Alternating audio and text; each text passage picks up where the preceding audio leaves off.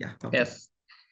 So thanks for inviting me. It's really a pleasure. And as you said, I'm a professor from Skopje, Macedonia, and also developer, and a woman who is trying to make her space into the blockchain world alongside other women.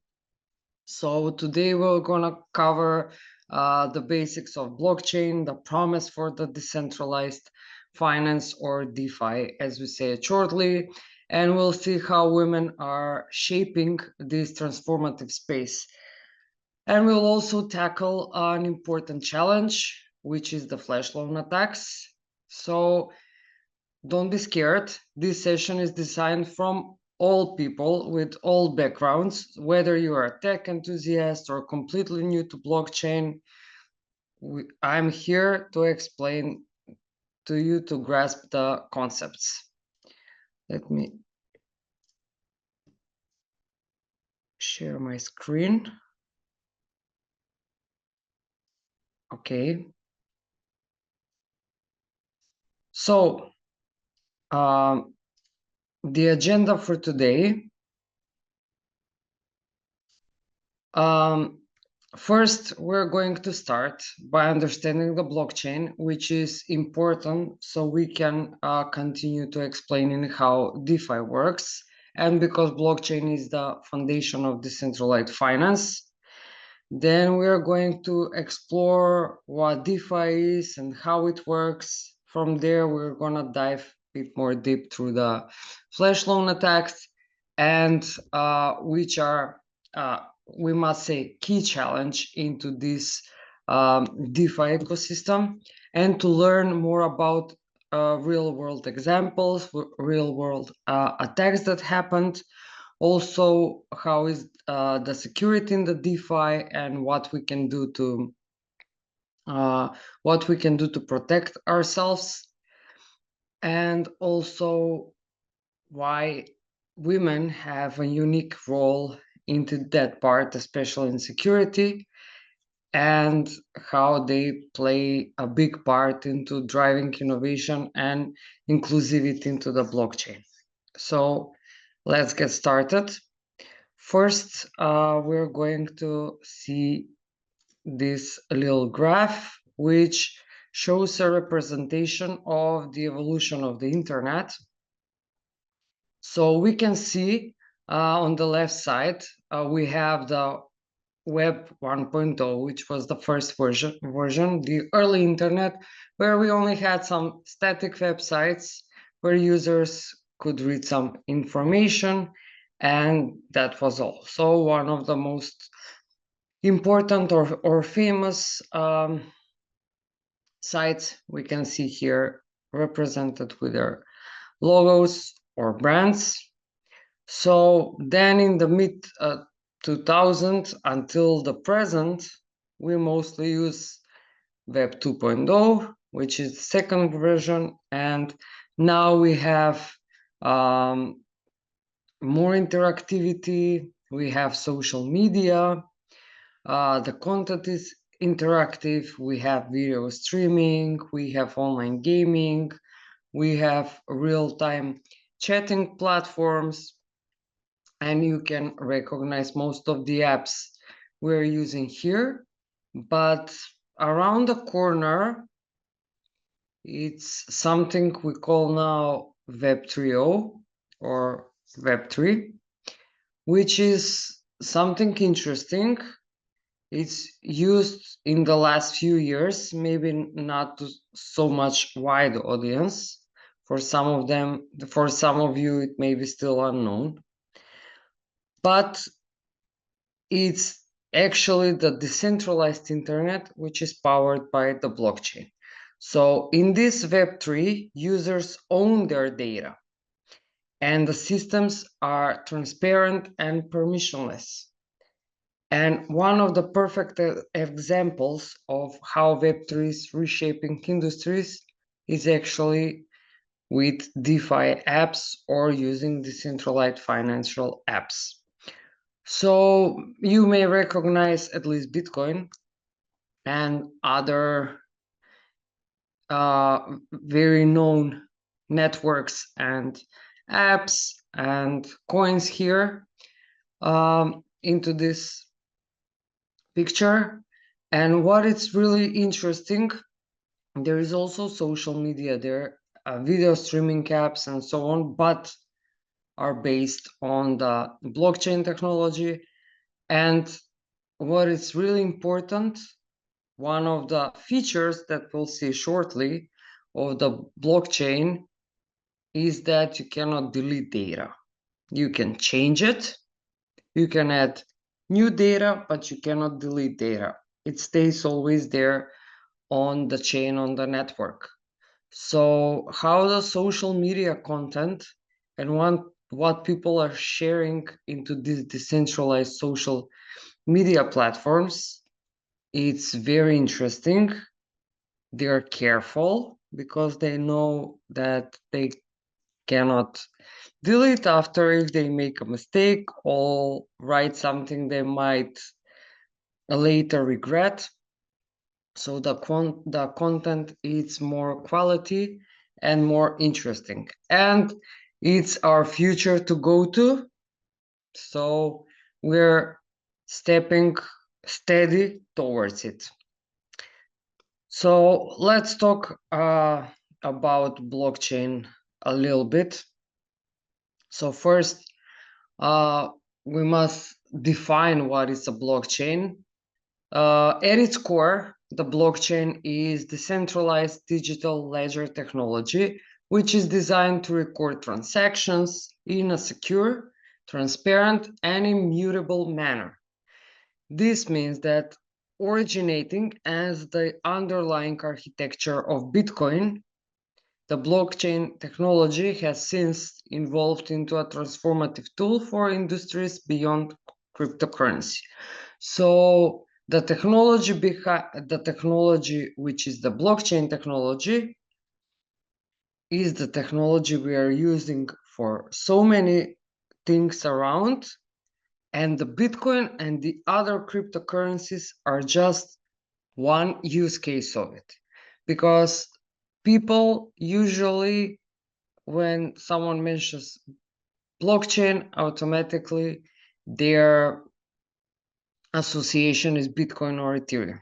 Yes, it's the part of a blockchain technology because it's laid on top of the blockchain, but it's a product. The cryptocurrencies are product or a use case of the blockchain technology. So now we're talking about blockchain as a technology.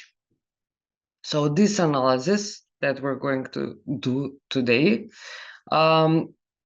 we're going to talk about fundamental characteristics, the mechanism, the benefits, the potential applications of this technology, and also exploring its implications for the modern digital economy. So we said that the blockchain is a type of database that records information in a series of blocks which are linked together in a chronological chain. That's how it got its name. And unlike traditional databases, which are maintained by some single authority, blockchain is decentralized, meaning its records are distributed across multiple computers in a network and no one is an owner. So how the blockchain works. First, we have transaction initiation. So one user initiates a transaction, such as, let's say, transferring funds or creating a smart contract. Then is the verification stage, which this transaction gets verified on the network of computers that we call nodes, using some consensus mechanisms like proof of work or proof of stake or some others. Then we have the phase of recording, which all the verified transactions are grouped into a block and added to the chain. And then on top of that, we have the cryptographic security, which each block is secured with a unique cryptographic hash, which links it to the previous block, ensuring immutability. So not only enforces security to that particular block, but also makes the order of which block comes after which one. So blockchain's unique characteristics, it set it apart from traditional systems, and these features contribute to its growing adoption across various sectors. So the first feature is the decentralization. So in traditional system, a central authority like a bank or government oversees and validates transactions, but blockchain, however, operates on a peer-to-peer network where control is distributed among the participants. So using this decentralization, we ensure elimination of single points of failure, so no single entity can compromise the entire system, and increase resilience because the network remains operational even if some nodes fail. All the nodes should fail so that the network is going to fail, which can never happen. For example, you can think of it as, let's say, you have a shared Google Doc where everyone can view the changes that are made, but cannot delete the data or alter them. That's how the blockchain works. The second very important feature we have is the immutability. So once the data gets recorded on the blockchain, as we said with the Google Doc example, the data cannot be deleted or altered. Even if we made some mistake for a record that it's written on the blockchain, we want to make the change, we can make the change, which actually wouldn't alter or edit the previous record, but will create a new one with a changed value. But we can always go back and see the original record. What was written, what message was sent, what smart contract was triggered, or what transaction was sent, depending what is the data. So each block contains a hash from the previous block, which in a way creates a chain that is tamper-proof. And this immutability is achieved through consensus mechanisms. So transactions must be verified by a majority of the nodes before being added to the blockchain, and also cryptographic hashing. So any attempt to modify the block would alter its hash, which will then break the chain. So the immutability fosters trust in systems prone to fraud of manipulation, such as financial records or, let's say, voting systems. Then we have the transparency. So blockchain transactions are visible to all participants in the network, while personal identities remain pseudonymous in most cases. So they can be anonymous, they can use some nickname, they can be only just wallet addresses, or they can have a full KYC verification where they can have their name on it, other personal information, picture, and so on. So that is mostly dependent on the desire of the user, which it's good to have a choice. And another thing about the transparency is that the transaction history is full, auditable, and traceable. So even there are a lot of apps these days, they are based on blockchain, which are used by big financial or accounting companies that help them narrow down the time for making audits or revisions and reports about it up to 40%, which is a very big number. because of this transparency feature that the blockchain as technology gives us. Also, the benefits are that we have trustworthiness. So the transparency itself builds trust among the participants and also accountability. So unethical behavior can be publicly visible. So we can try to protect from it or block it or be aware of it and make maybe some changes in our behavior in order to, let's say, protect ourselves. The fourth most important feature is the security itself. So we mentioned that the blockchain leverages the cryptographic algorithms to ensure data security, and every transaction is encrypted, and access to the network is tightly controlled through private and public keys. So as security mechanisms, we have first the encryption, which protects the data from the unauthorized access. And then we have the decentralization, which reduces the risk of hacking as there is no central repository to target as we had, let's say, a server client infrastructure. So at its core, it's the blockchain. It's like this shared digital notebook where every entry is permanent, visible to all, and no one can erase or change anything that is written. And this technology that ensures security and transparency makes it ideal for financial systems.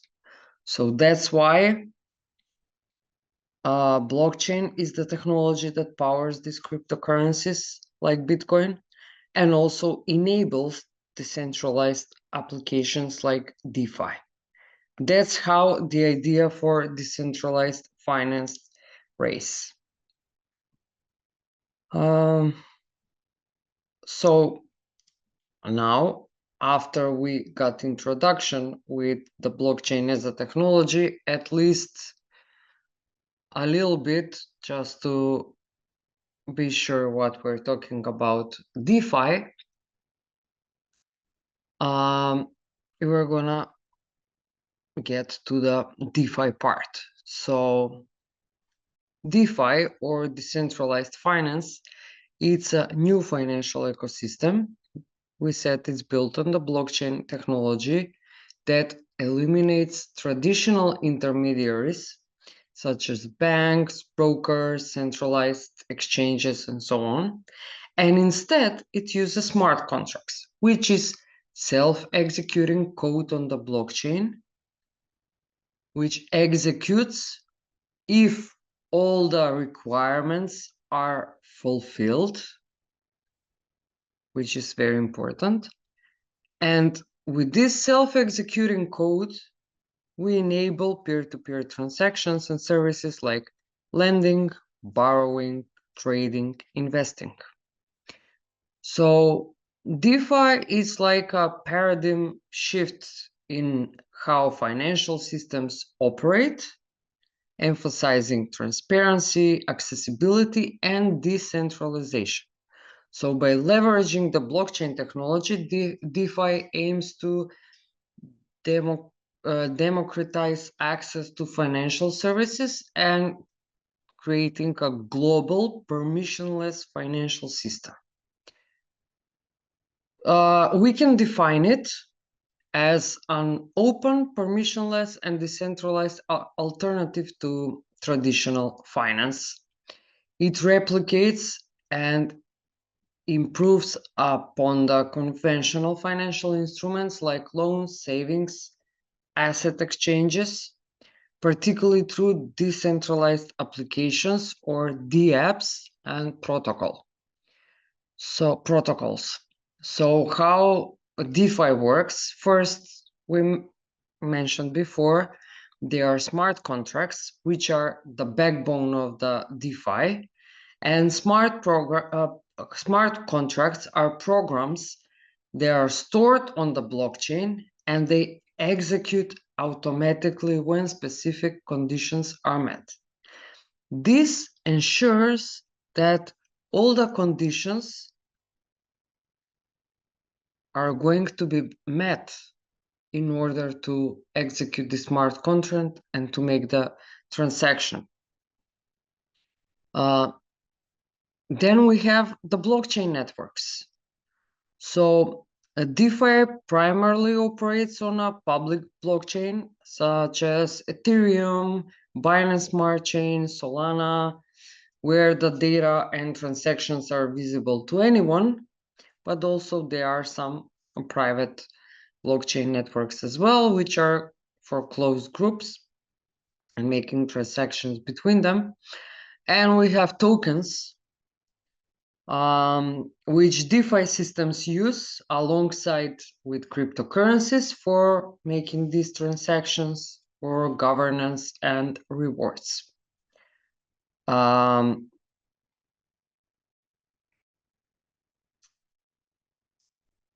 The key features of DeFi, of course, are similar to the blockchain because it's built on it.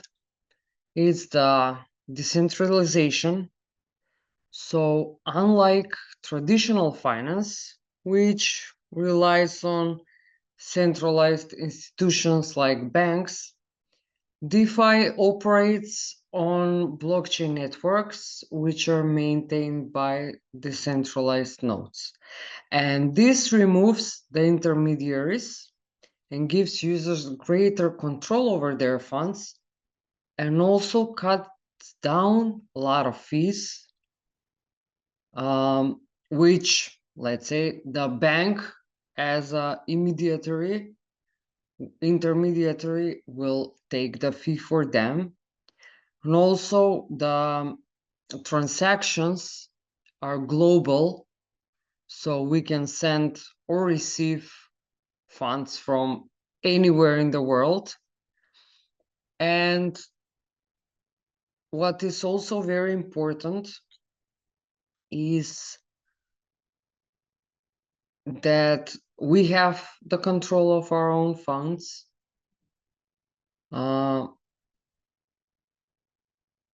And also we can send it or receive it 24/7 every time of the day. We don't or every day of the week. We don't have to wait for the bank to be open, so we can receive money or send money. And usually these transactions happen in minutes. And because of the transparency feature we have on the blockchain, we can trace that transaction and see how long is approximation is going to take until where the funds got sent, did the right receiver got them, and any other information, how much was the gas, which is like a fee, but it's very small compared to bank fees.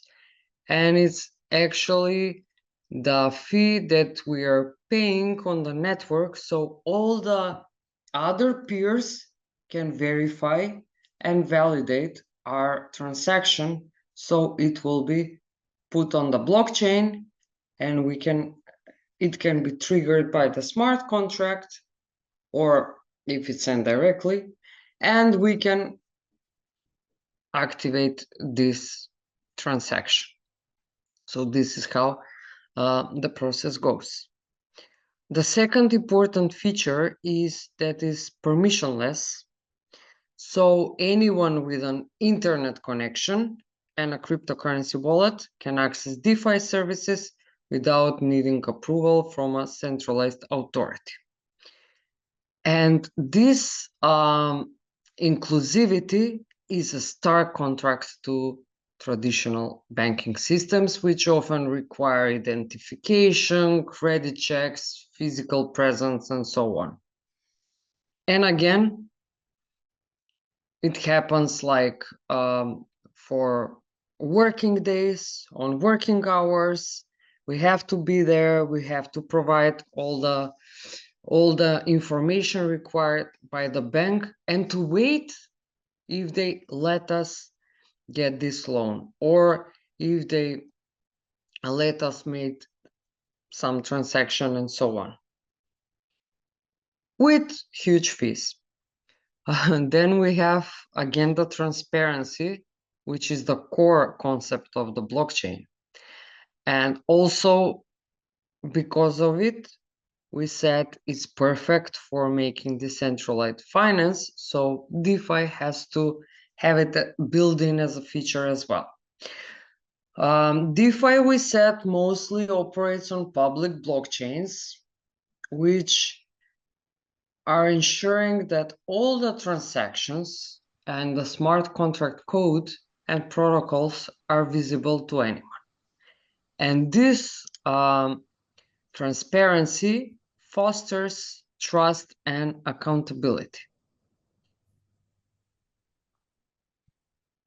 Also, what we have is composability. So DeFi protocols are highly interoperable, allowing developers to stack or to combine them like building blocks, like Legos. So this composability enables innovative financial products and services by integrating existing protocols. So it's very easy, composable. It's very easy to add new features to it and to release them and to be available for all.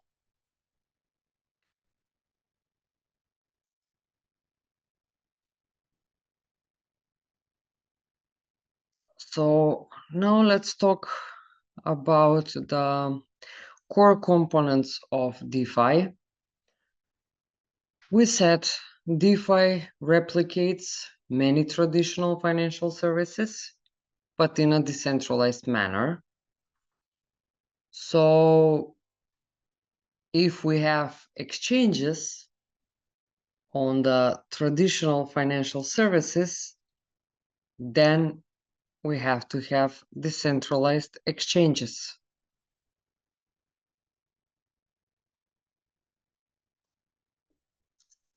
On this decentralized financial system. What are decentralized exchanges or DEXs, as we call them? These are platforms where users can trade cryptocurrencies directly with each other without intermediaries. And this kind of most known DEXs are Uniswap, SushiSwap, and PancakeSwap.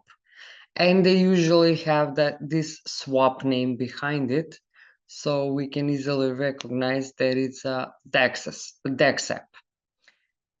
These DEXs eliminate the need for centralized exchanges and also are reducing the risk of hacks or mismanagement, which is a very big advantage we are having.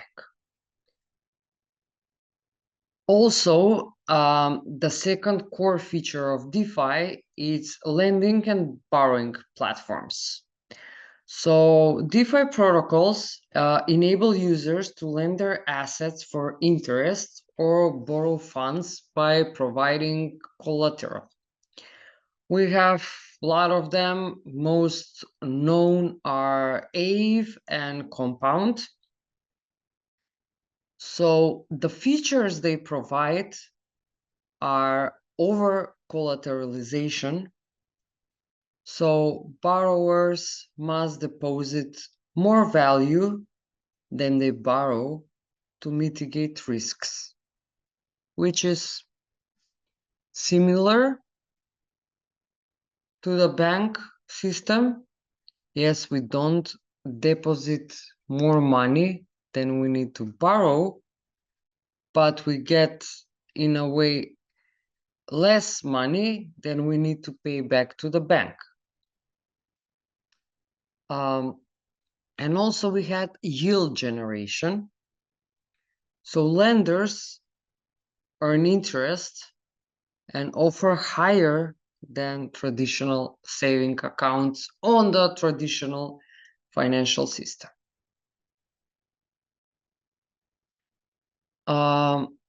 Another very important core concept we have is stable coins. So cryptocurrencies patch to stable assets like fiat currencies, euro, dollar, Britain pounds, and so on. So those are fiat currencies. So these cryptocurrencies, they are patched to the stable assets like fiat currencies or commodities. They do that in order to reduce volatility. Examples are of apps that are doing this: DAI, USDC, Tether, and so on.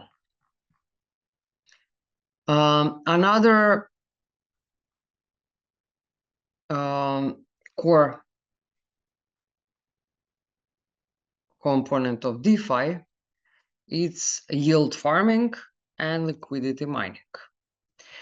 So users earn rewards for providing liquidity to DeFi protocols or staking assets. So how it works, there are liquidity providers, so supply assets to liquidity protocols on DEXs, and there are rewards which rewarded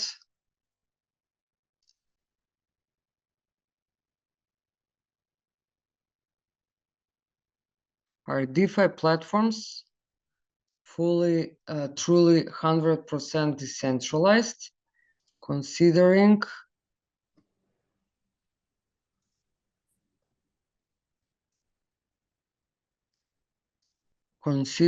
that the UI or front end of their websites is still deployed on VPAs or centralized server.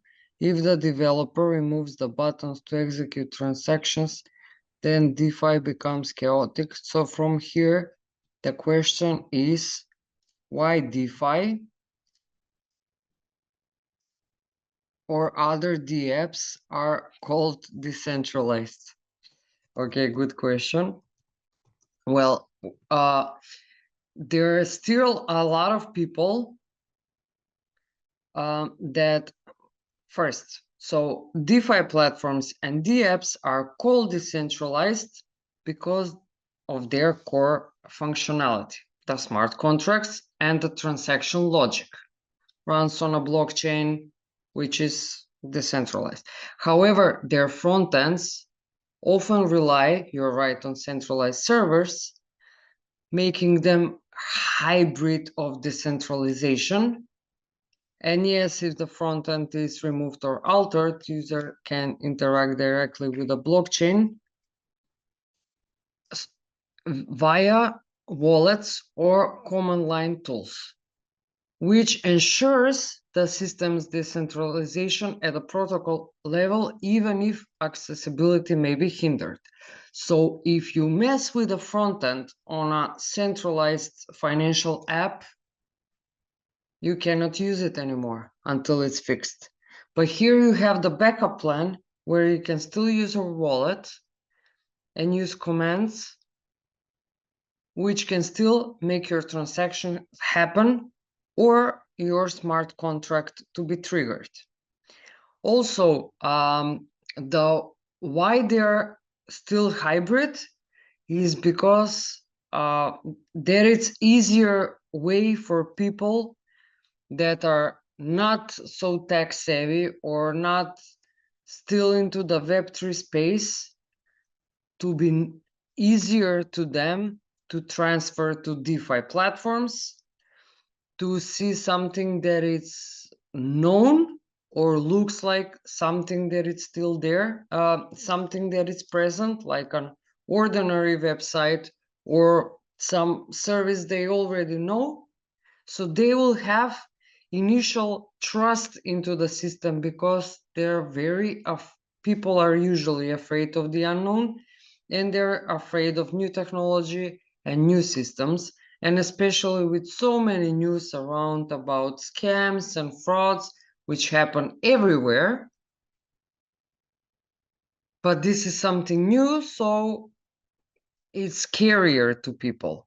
So when we're having this normal, let's say, UI front end, doesn't look like something new as much.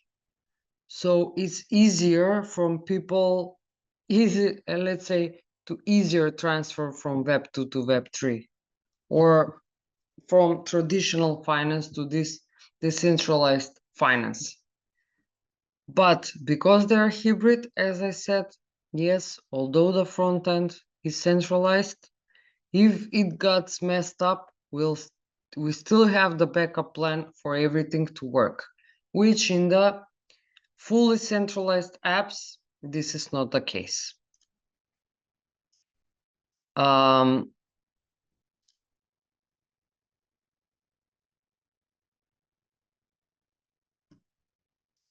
We were talking about, yes, about yield farming and the liquidity mining. So the rewards are received as a portion of trading fees or native protocol tokens. And then we have decentralized insurance, which is another core component of DeFi, which protects users from risks like smart contract vulnerabilities or protocol failures. Most known are Nexus Mutual and Cover Protocol. And the benefits are that this adds a layer of security and trust to the DeFi systems. So we don't have insurance on all the transactions that happen in the traditional finance. But with decentralized insurance, we can get this into the DeFi space.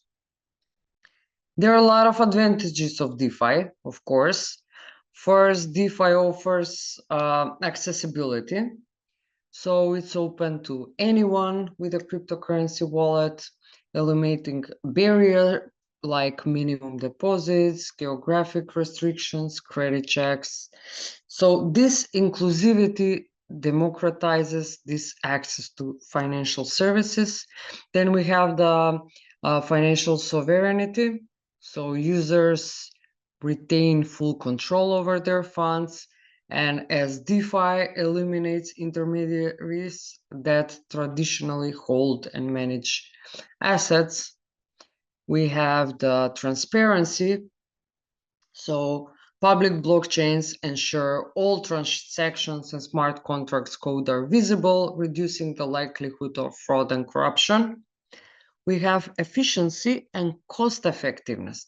So with automating these processes with smart contracts, DeFi reduces the overhead costs, speed ups the transactions, making the financial services more efficient and more affordable.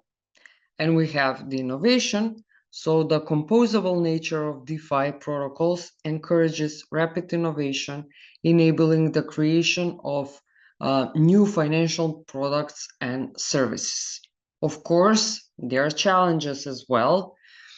One of the biggest challenge are the security risks, but in a way of smart contract vulnerabilities.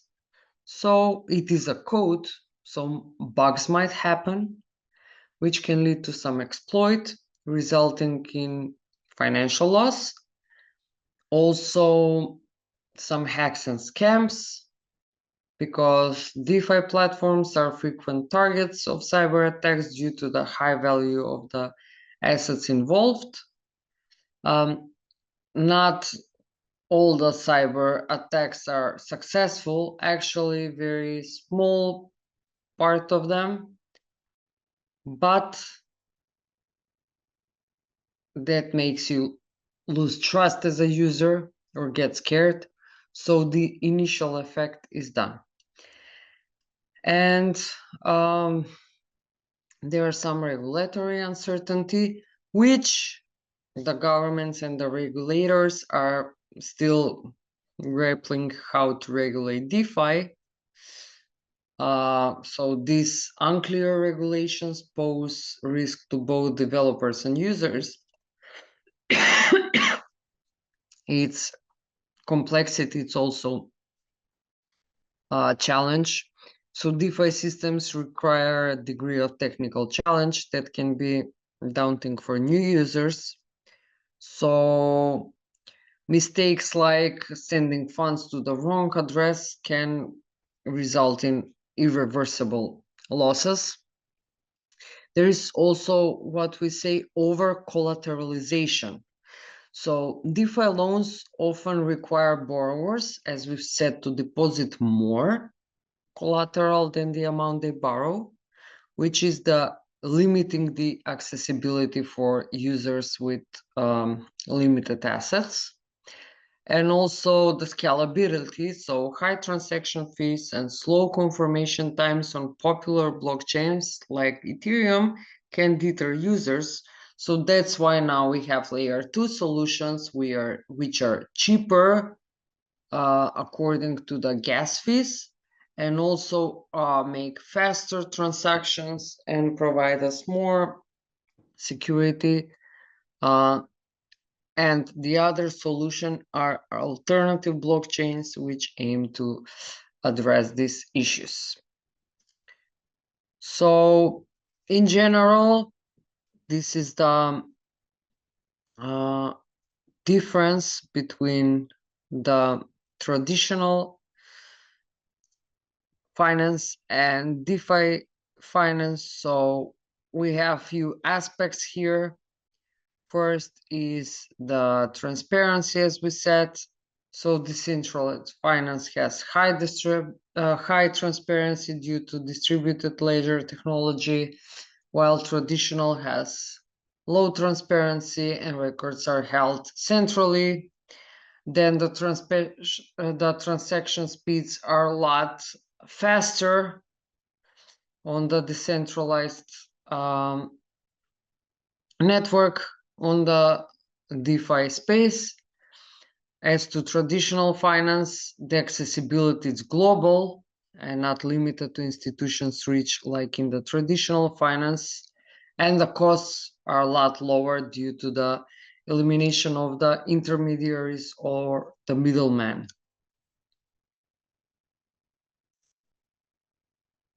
And also, before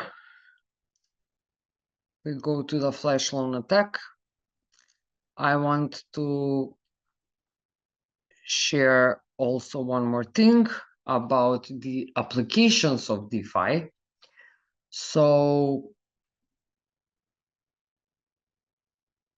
DeFi is definitely reshaping our various sectors by introducing these decentralized alternatives to the traditional financial systems.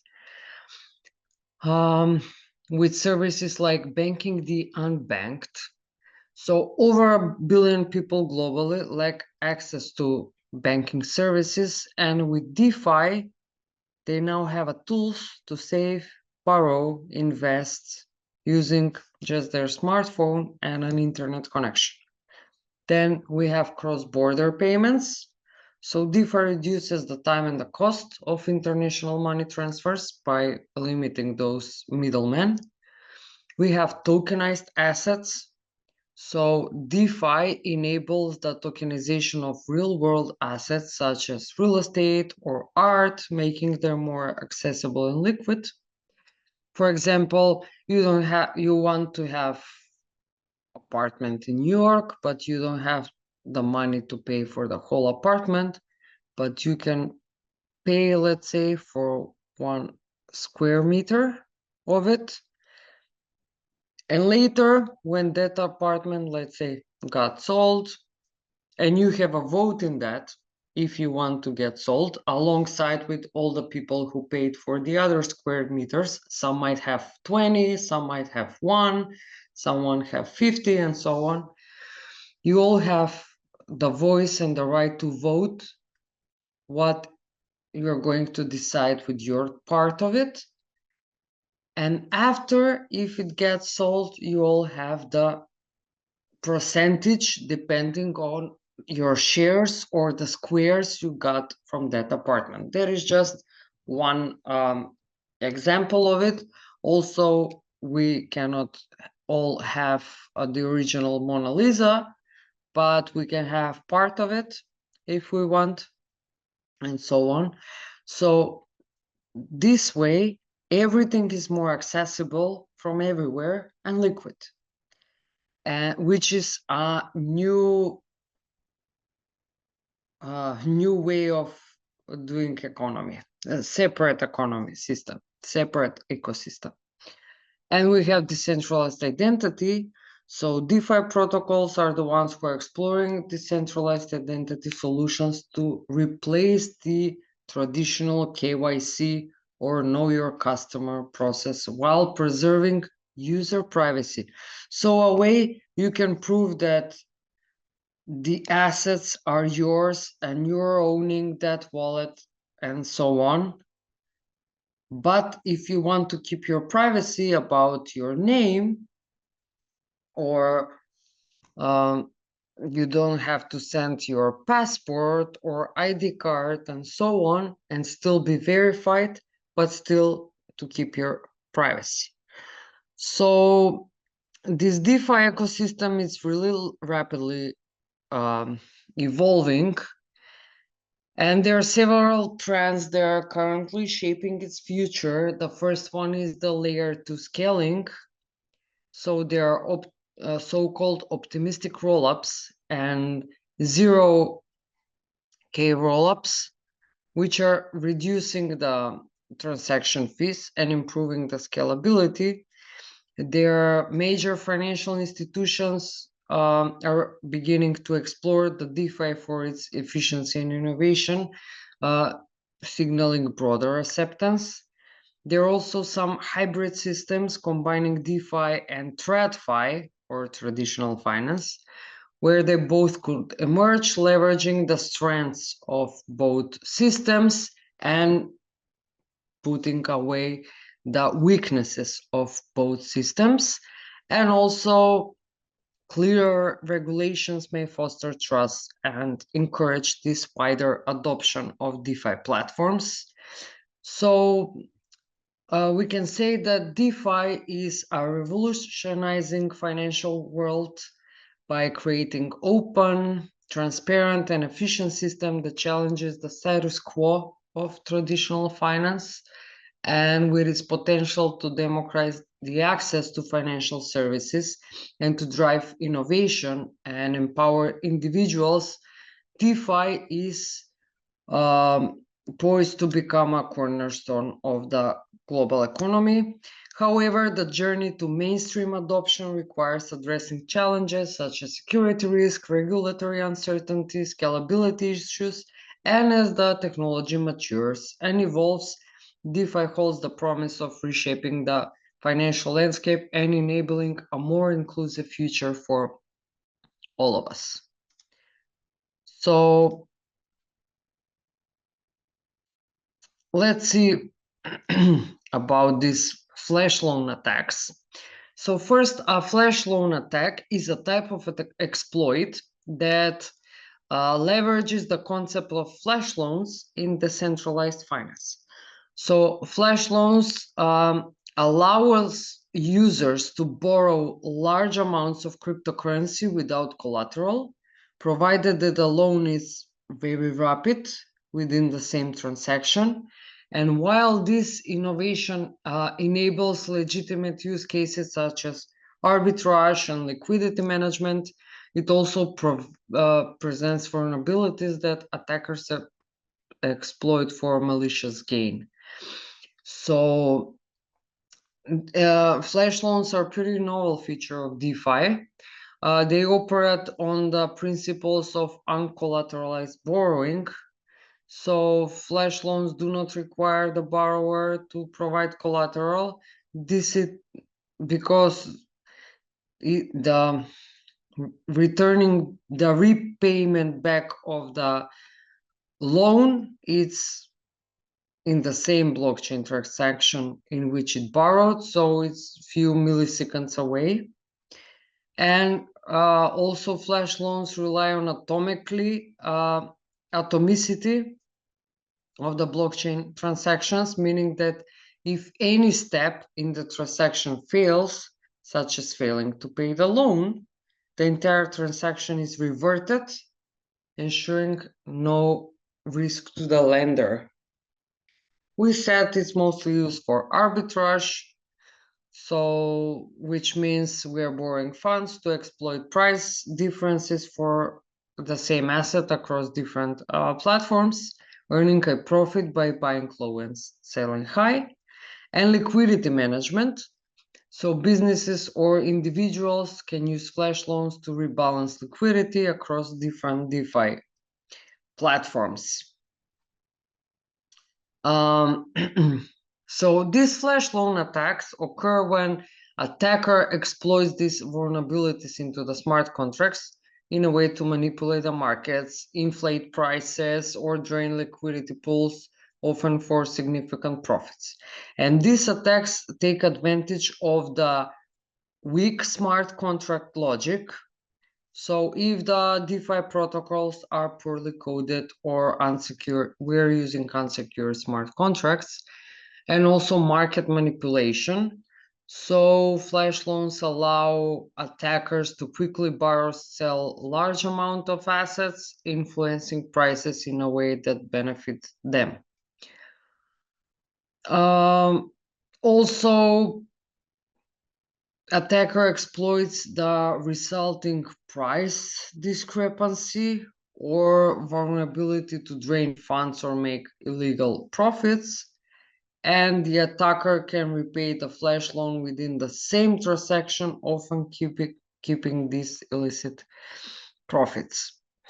So a real-world analogy of a flash loan attack would be borrowing a massive sum of money without collateral, using it to buy out all the products in a store, artificially creating scarcity and driving up the prices, and selling the products back at inflated prices for a profit, and repaying the borrowed sum all within a few seconds.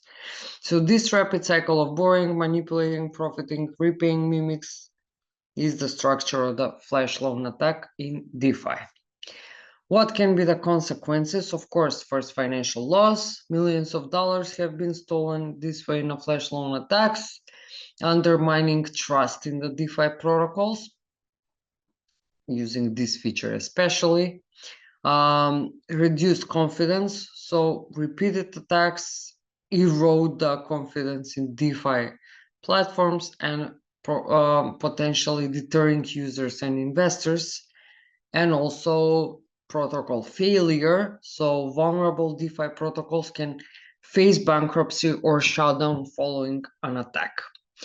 To prevent a flash loan attack, developers and users must take some proactive measures.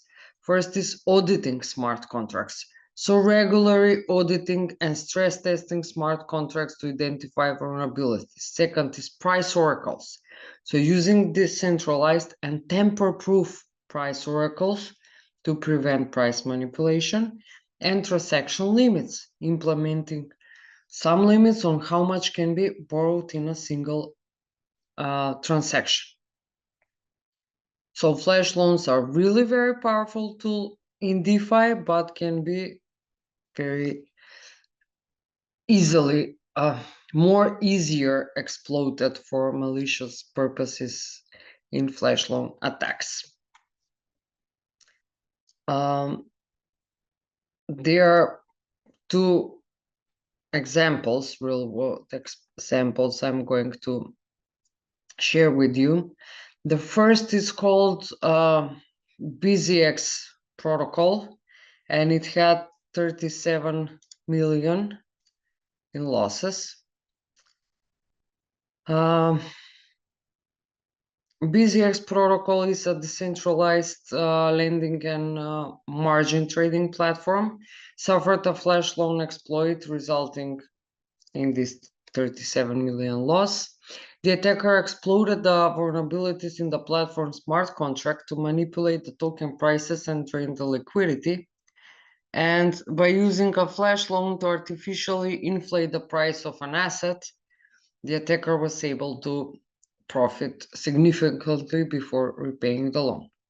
So how the attack worked? The attack borrowed a large sum via a flash loan, manipulated the price of assets within the BZX ecosystem using liquidity pools, liquidated the inflated assets to drain funds from the protocol, and repaid the flash loan in the same transaction, pocketing the profits.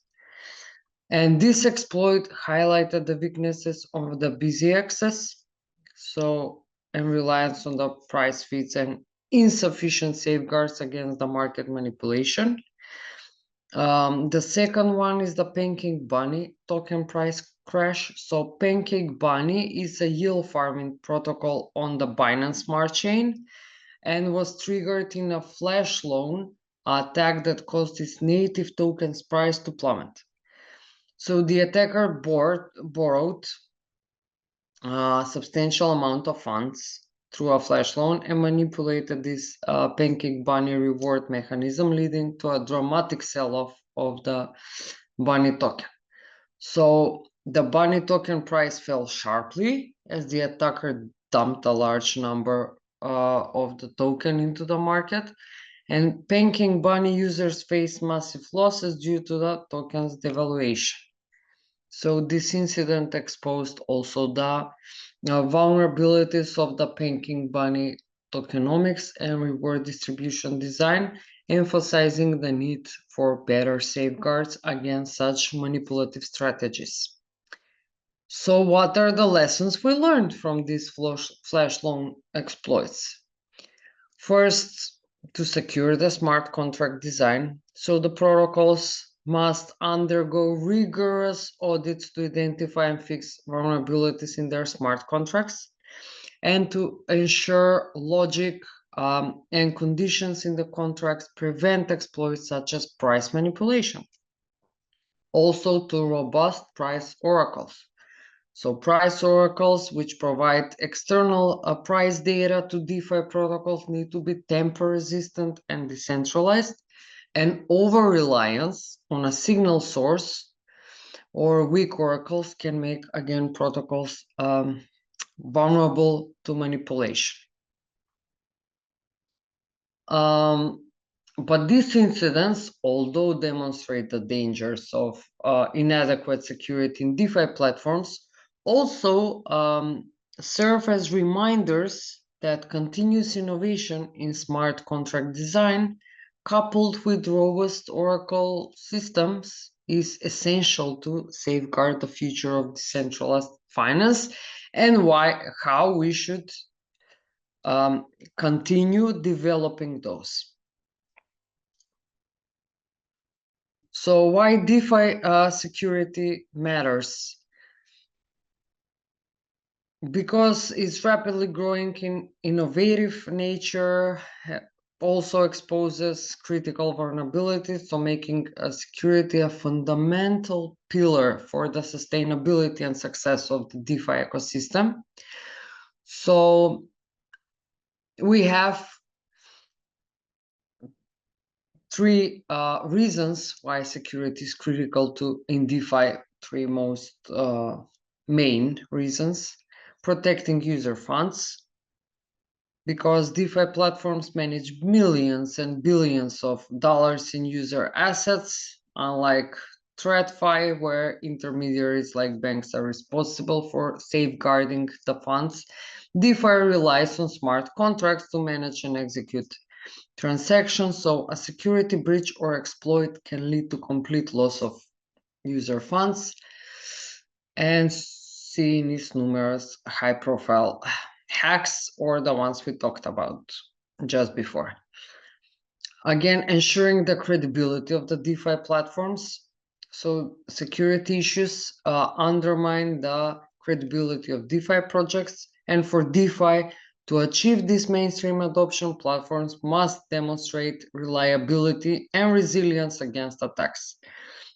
So these high-profile breaches erode the confidence and deterring potential users and investors. But again, it's still undergoing technology that it's trying to improve itself, and these attacks show us where are the vulnerabilities so we can try to fix them. And also attracting new users to the ecosystem. So if we have a secure ecosystem, that will encourage new users to participate in DeFi, contributing in its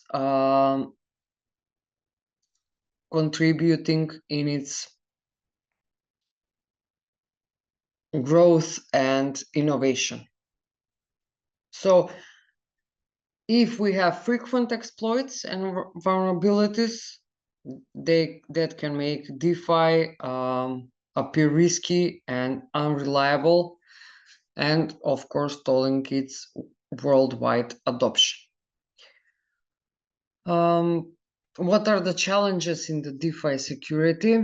First, the complex smart contracts, which are the backbone of DeFi.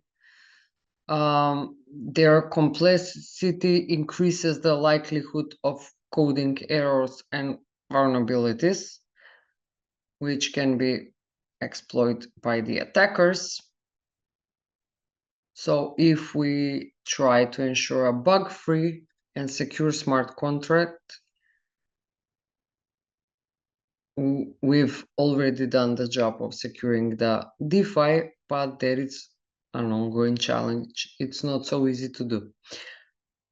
And also rapid innovation, outpassing security measures.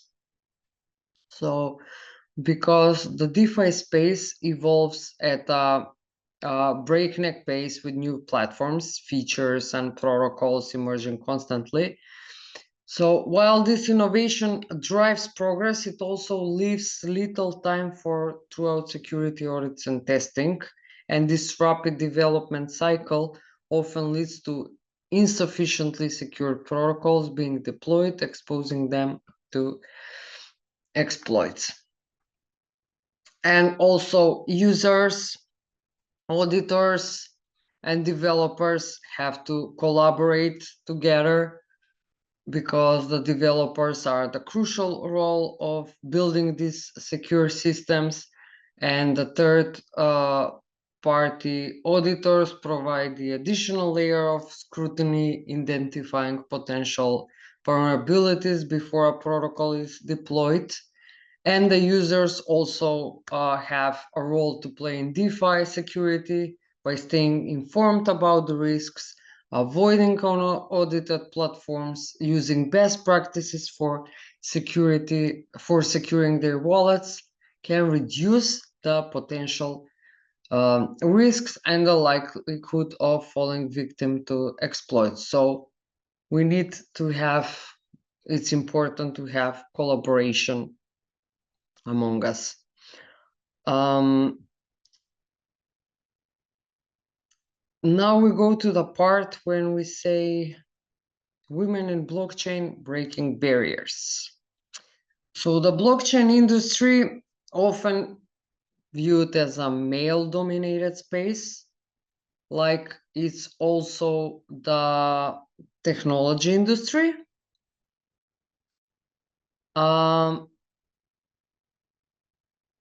And as a place of freedom, a place of decentralization, a place where the power is to the people, the power is to the nodes, not to some government institution. So that means the power is the people. Everyone has a voting right into some consensus or part of some app they're part of in the Web3 or whatever. That gives power to the people.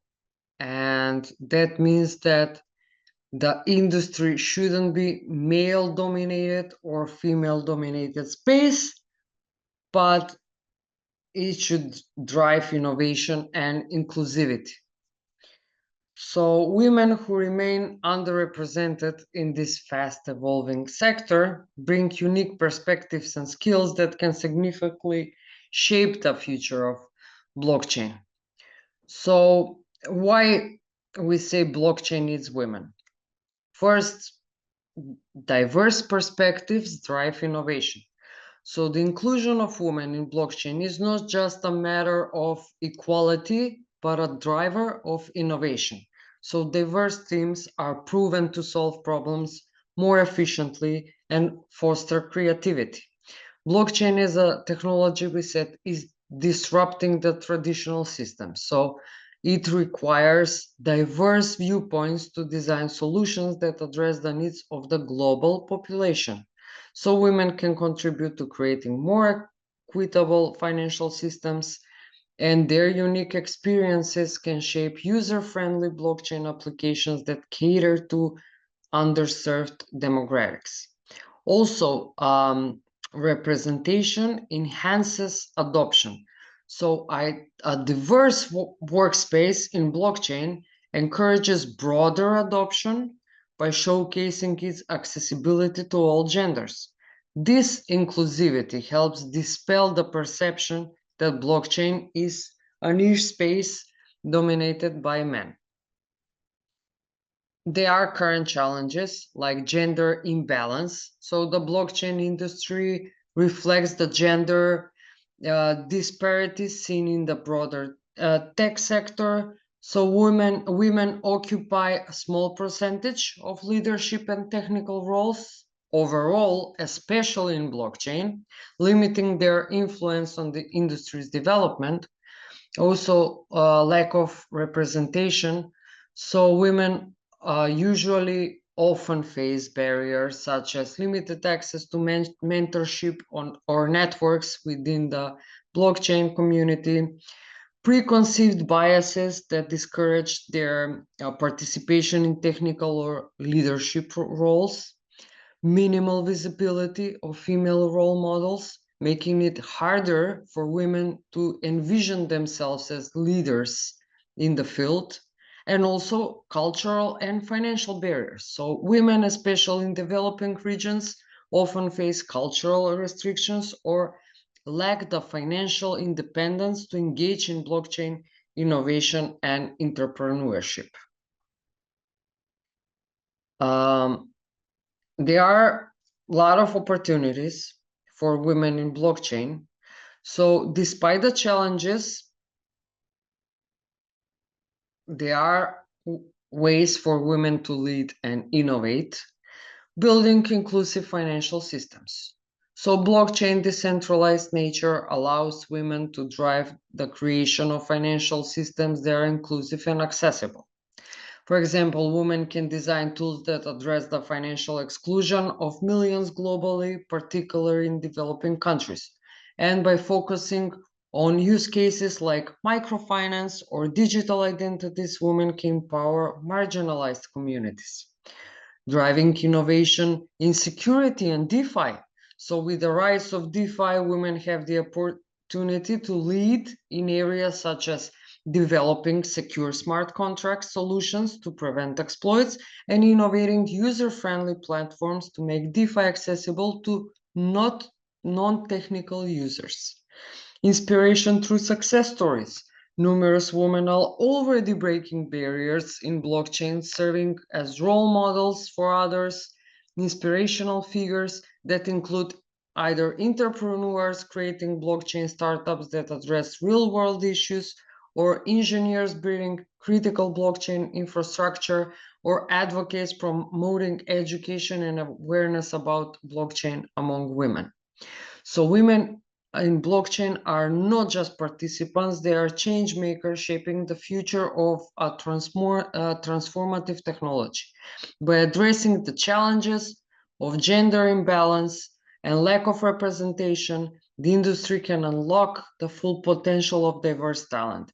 The inclusion of women leads to innovation, builds inclusive financial systems, fosters more equitable blockchain ecosystem. As more women step into leadership and technical roles, the blockchain space will benefit from fresh ideas and approaches that drive growth and adoption globally. So,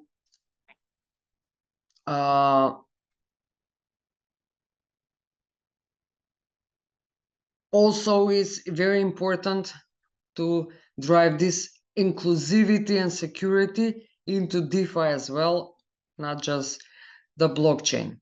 How we can empower the women in blockchain? First, education and mentorship. So offering them access to training programs, resources tailored for women is crucial in bringing the knowledge gap in blockchain technology. Mentorship programs that connect aspiring women professionals with industry leaders, offering guidance, encouragement, career advice. Also educating women about blockchain's potential, especially in underserved countries and communities. This can empower them to use the technology for social and economic advancement. Also, celebrating successful women in blockchain showcases their achievements, inspires others to follow their footsteps. Prominent female leaders demonstrate that women can excel in this technical and innovative space, and also creating visibility for women in blockchain through conferences, panels, publications, fosters a sense of possibility for others entering the field. And also creating supportive communities, like networking communities, building inclusive communities that allow women to connect, collaborate, share resources, platforms dedicated to women in blockchain who offer environment where they can grow without fear or judgment or bias, or encouraging collaboration between women and other underrepresented groups, strengthens the blockchain ecosystem and builds solidarity across diverse demographics. So women are already driving change in blockchain by developing groundbreaking DeFi protocols, advancing the blockchain-based security measures to combat vulnerabilities, and leading startups and projects that leverage blockchain to solve real-world problems. And their stories of resilience and innovation are paving the way for a more inclusive blockchain future. So empowering women in blockchain is not only a step forward gender equality, but also a strategic move to enhance innovation and inclusivity. Through education, mentorship, supportive communities, women can overcome barriers, lead transformative changes in this technology, and raise their voice. By valuing diversity, the blockchain industry can create solutions that benefit everyone and truly fulfill its potential as a force, people's force for global progress. These are one of my favorite and well-known communities. They are women only, or they're inclusive of everyone, and they are not women only to be against men, but they have this empowering women approach. So women like Vote3 Unstoppable, Women in Web3 Switzerland, Beyond DLT Talents, which is an educational program at the Frankfurt School Blockchain Center for Distributed Ledger Technologies, where all the members, educators, and participants are women.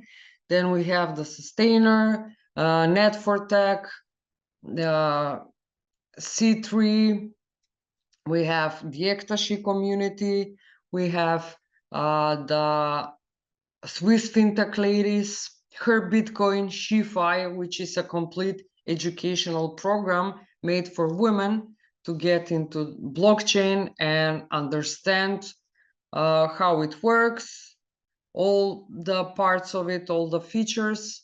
and even collaborate, network, find work, jobs, and so on. There are a lot more. There are also opportunities into DeFi space that is not just for developers.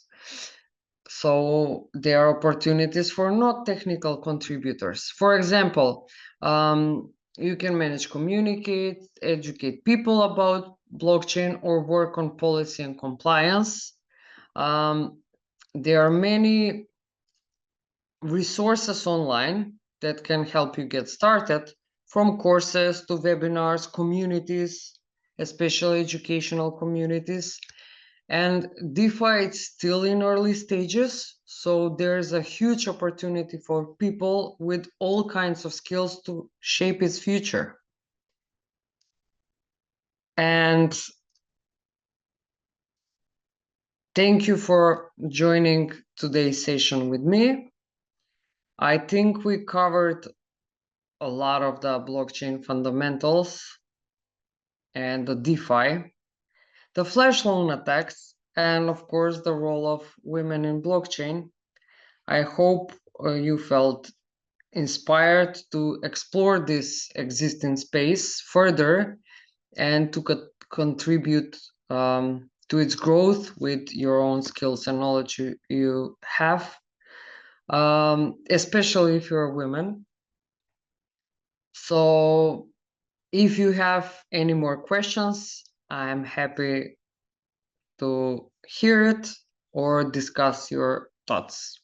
We have a few minutes to do that. Yeah, thank you very much, Miss Jelena, for the presentation and clarification about the DeFi and also the challenge of the vulnerability, including the woman contribution and part of the blockchain ecosystem. Okay, so anybody this one who want to ask? So it's open session before we go for the questionnaire. Jadi silakan bagi yang mau bertanya, dipersilakan. Kalau misalnya tidak bisa pakai bahasa Inggris, tidak apa-apa, bisa langsung pakai bahasa Indonesia, bisa di type di chat box, nanti bisa kita translate ke Miss Jelena ya untuk ditanyakan.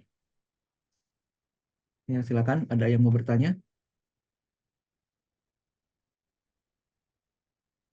Okay, meanwhile we are waiting for the question, I just want to question to Miss Jelena regarding this one related to the security the DeFi, which mostly now is become alarming in 2024 regarding the DeFi hacks, yeah, the hacking of the DeFi ecosystem, which is morely in yearly become increasing and increasing and become, there's so many various using the flash loan attack. Sometimes it's mostly now is going for rug pull attack. So Yes. yes, and this one become, is the big loss for the ecosystem itself. Starting, look like there is in the new Nuxera, yeah, this is lost in 1.5 million, or in the Zismo is around 4.9 million US dollar loss. What is your opinion regarding this? Why it's become the security issue become increasing and increasing in the DeFi ecosystem?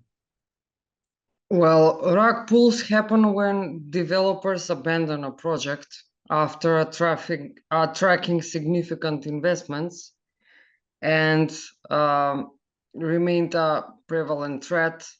So these rug pulls, you're right, cost a lot of millions to get lost. But to mitigate this risk, it's crucial for investors to conduct through due diligence, including research the project teams, reviewing the smart contract code, assessing the project's transparency and community engagement, and with these robust security measures and staying informed, and especially, I will say again, to conduct due diligence about the whole project, we can avoid this. Because let's say people tend to find holes in the laws to find how they can go around some rules to make gain for themselves or to make something bad. And it's in our, let's say, nature to try to scam other people to make easy money. But if we try to protect it more and more with better protocols, with more complex and more secure smart contracts, if we do diligence, then we will be very much protected, and we will avoid having rug pulls or fresh loan attacks or any kind of attacks. And if the space gets if the DeFi space gets used worldwide and the security is at very high level, of course, nothing ever is 100% secured, but to be at very high percentage, because we have the chance to do that in the blockchain, then I think that all of these attacks will fade away or become less and less. Plus, now it's very interesting with everything that is happening on the network with the Bitcoin price that raised so much, and people are trying to make a lot of money for fast. So the it's easier to attack some DeFi platform than something else, which they may get away with it. So I think that's the reason. And that's how we can protect ourselves for now Thank you very until much. we build better protocols. Yeah, because now mostly the price of the crypto is going to increase, right? The trending is up and up. So that's why Yes. more people become more interesting to DeFi. Yeah. Yes. Okay, thank you. Any other question from the participant? Okay, Mas Fadrian, you can open your mic and directly question to Miss Jelena. Hello, Miss Jelena. Uh, Hello. Thank you and appreciate because you give me the answer last time. Uh, Continue about my question about DeFi platform. As we know, the front end is still deployed in VPS, centralized server. But you said there is already a backup plan because basically the smart contract that is inserted in the transaction is in the user wallets and the user has the private key, right? But in this case, it is too technical and not all users have a developer background. Is there an easier solution for non-developer user? Right now, the DeFi space at all, it's very technical. And that's why they're trying to make it more intuitive so even non-technical people can do it. Because there are non-technical people in the DeFi space, but they are the ones who get attacked and make mistakes. So you need to have technical knowledge in order to be protected and to avoid potential scams and attacks in the DeFi space and to use it correctly. So there are a lot of companies that right now and communities, they are working on making the DeFi more approachable and intuitive for let's say non-technical users, so it will get wider audience. That's why they're using, the first step was using this normal centralized front end approach, but I think very soon we're going to see that is going to be easily used for the wider audience because they're working on that. But still, for the technical people, there is a backup plan. Again, for the technical people in the traditional finance, there is no backup plan if the something happens with the front end. So it's still one point plus for the DeFi platform. Okay, thank you for the answer. Okay, thank you. Any other question? I think now the time for quiz. Okay, Mas Radit, are you ready for the quiz? Yes, sir. My colleague, Mas Fajar, will help me answer this, sir. Let him present. Thank you. Okay, welcome. Okay, Mas Fajar, your time for the quiz. And everybody can join.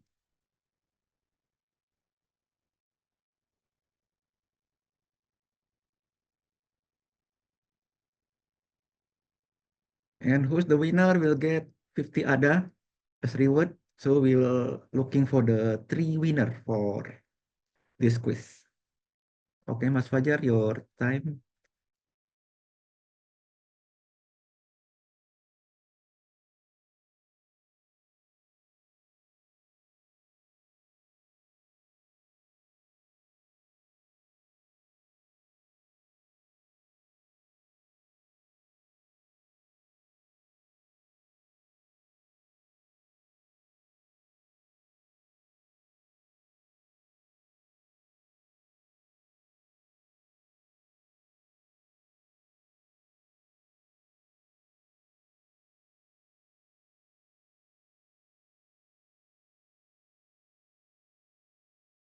Okay, everyone, you may join with the game room.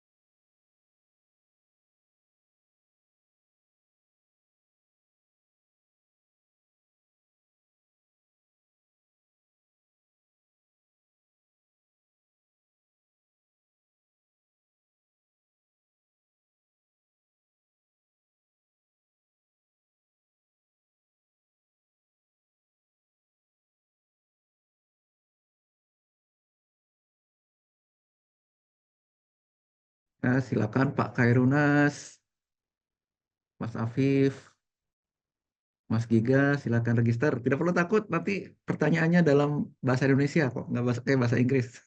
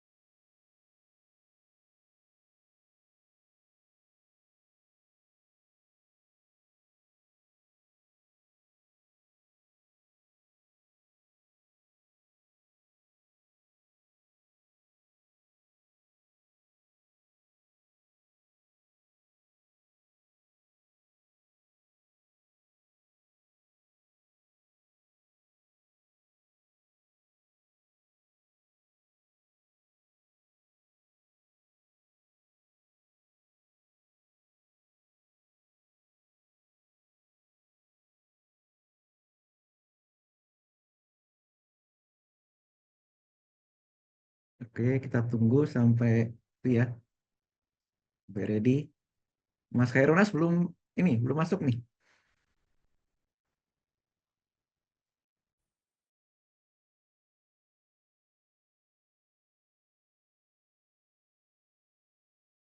Oh, oke oke. Sip.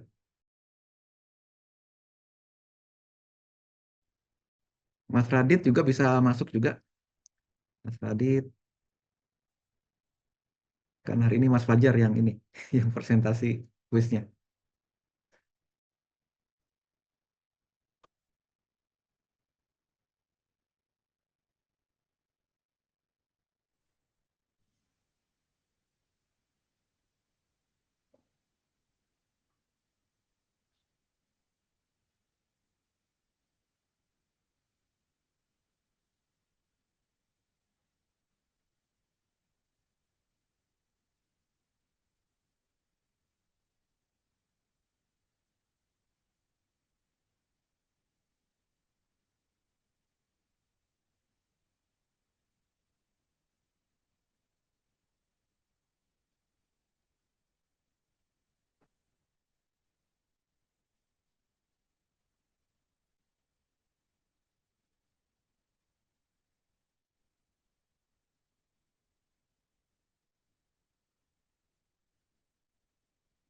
Oke, I think we can start. Mas Fajar bisa langsung. Actually, I'm not in yet. Can you Oh, like oke. wait a minute? Thank you. Oke, welcome. Gimana Pak? Sudah bisa dimulai? Itu apa tadi? Erik tadi mukanya mau daftar juga dia. Oke, berarti ditunggu dulu ya. Ya, kita tunggu 2 menit lagi.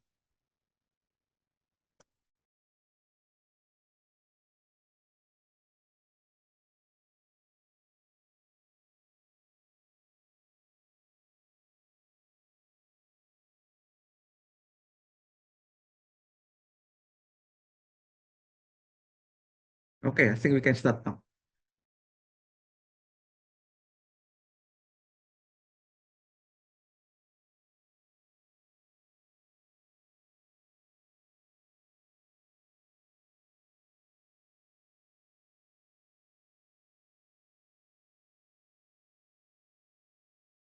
First question. Web3 punya fitur unik yang membedakan dari Web 2.0, apa itu ya? Apakah itu konsep yang bisa dibaca seperti buku online, atau semua berbasis media sosial, or decentralized seperti blockchain?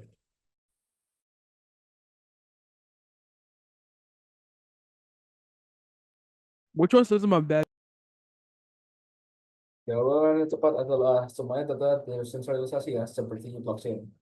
Oke.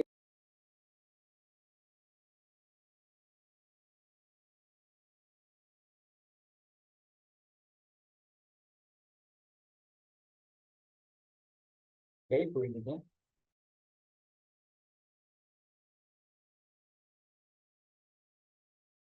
Can we get a move on? Oke, next. Bentar ini kalau nggak bisa di next ya.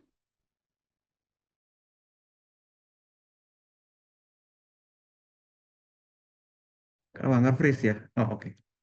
Okay, for the current good word, it's Afif, Electric Booster, and Santo ya. Okay, next question. Salah satu keuntungan materi DeFi. Siapa saja dengan internet atau bisa biaya tinggi atau harus ada perantara yang Yeah, yeah.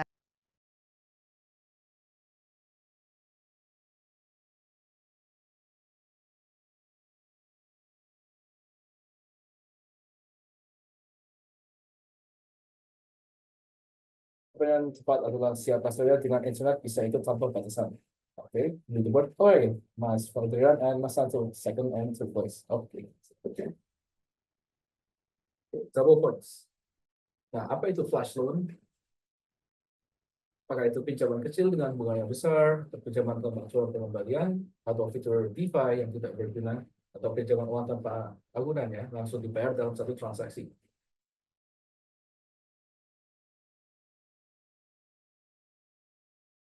Yang tepat adalah pinjaman uang tanpa agunan yang langsung dibayar dalam satu transaksi. Oke, berikutnya. Oke. Let's go. Liquid Twister. Alright, 4 of that. Guys, I got it right. Serangan flash loan bisa menyebabkan kerugian besar. Contoh kasus yang pernah terjadi adalah Bitcoin ini kehilangan nilainya karena serangan. Semua token di Ethereum sangat push, Bitcoin diretas oleh peretas DeFi, atau semua DeFi dan tidak oleh regulator.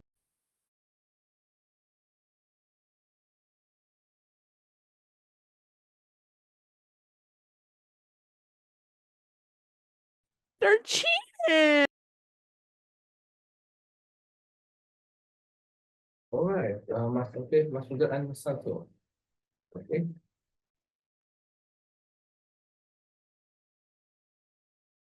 Yang lebih aman dibandingkan sistem keuangan tradisional karena menggunakan cryptography.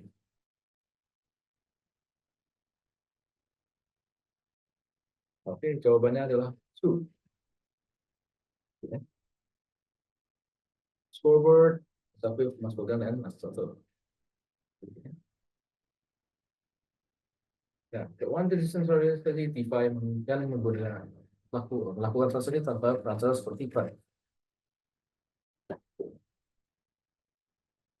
Guys, it's false. Jawabannya benar adalah true ya. Oke, berikutnya. Oke, scoreboard masih sama. Next question. Apa alasan pentingnya keberagaman gender di dunia blockchain? Apakah itu meningkatkan jumlah pengguna laki-laki, atau karena laki-laki lebih dominan di blockchain, atau mungkin supaya blockchain lebih dominan? Which one says I'm a baddie?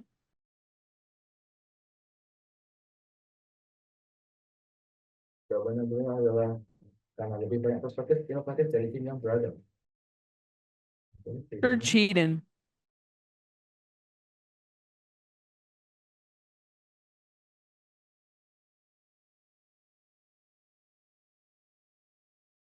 Oke, apakah itu smart contract dari awal, manajemen komunitas dan pemasaran, atau analisis teknis blockchain, atau penambahan token?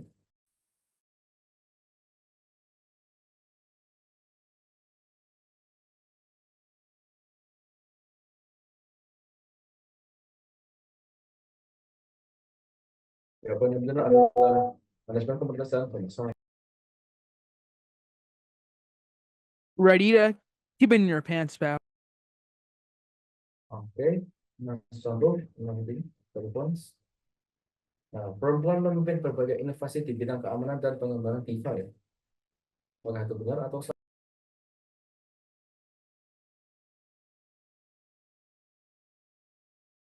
Oke, berikutnya.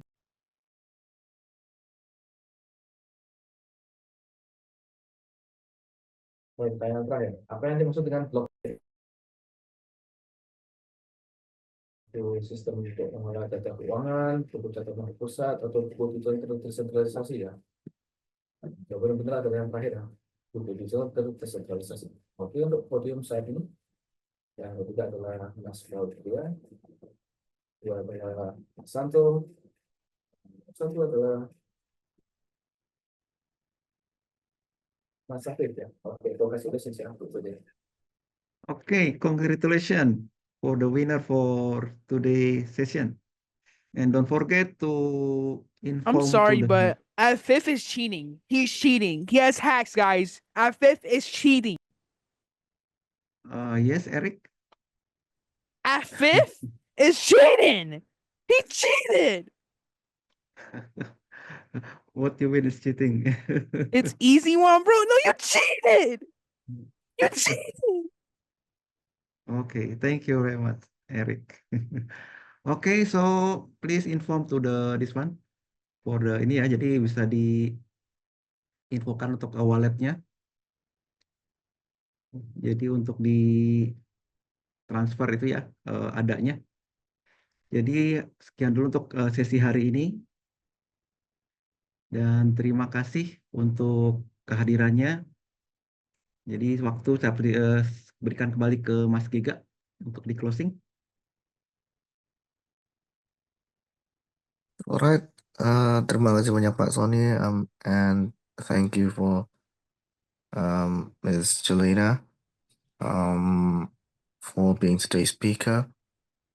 Dan terima kasih banyak teman-teman sekalian sudah menyempatkan hadir. Dan kita akan bertemu di pertemuan selanjutnya. Untuk pertemuan kali ini saya cukupkan terlebih dahulu. Terima kasih semuanya. Wassalamualaikum warahmatullahi wabarakatuh. Waalaikumsalam warahmatullahi wabarakatuh. Terima kasih semua. Sampai ketemu besok ya. Thank you all.